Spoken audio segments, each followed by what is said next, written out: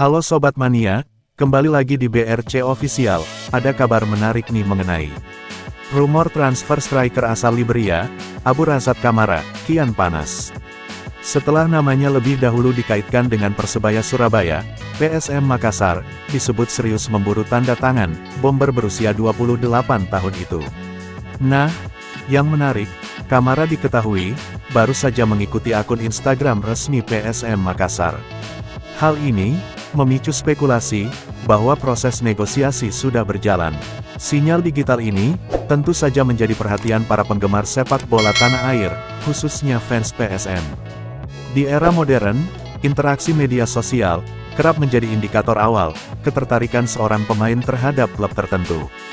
Ketertarikan dua raksasa Liga 1 ini pertama kali mencuat lewat akun-akun pengamat transfer seperti @bocahbolait dan @ghostball.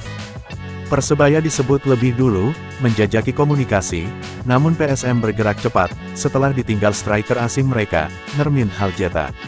Striker asal Liberia, Abu Razak Kamara, rumornya jadi target PSM Makassar setelah tampil moncer di Liga Oman bersama Al Saeb, tulis @ghostball, Rabu, tanggal 18 Juni tahun 2025. Bersama Al Saeb, Kamara tampil impresif dengan catatan 8 gol dan 2 assist dari 9 laga. Statistik ini menjadikannya salah satu striker dengan konversi terbaik di Liga Oman musim ini. Tak heran, namanya cepat masuk dalam radar klub-klub Asia Tenggara yang tengah berburu penyerang produktif. Namun, Kamara baru bergabung dengan Al Saeb pada Januari tahun 2025 dan belum ada kejelasan mengenai durasi kontraknya. Ini menjadi tantangan tersendiri bagi calon klub peminat. Pinjam atau permanen, melihat status kontraknya yang masih aktif, skema peminjaman bisa menjadi opsi paling realistis. Kecuali ada klub yang siap menebus nilai transfer yang diperkirakan tidak kecil. Dalam konteks ini, PSM Makassar dikenal sebagai tim dengan strategi transfer cerdas.